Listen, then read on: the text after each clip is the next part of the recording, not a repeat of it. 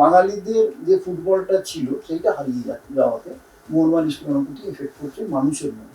এবং এটা যে আমরা যখন ছোট ছিলাম ও মেয়েটার একটু পরে আমরা ৭এর দশক থেকে দেখেছি, ৮-এর দশকে আমি খেলেছি, ৯-এর দশকে খেলেছি, বা আমি গল্প শুনেছি ৫০-এর দশক থেকে।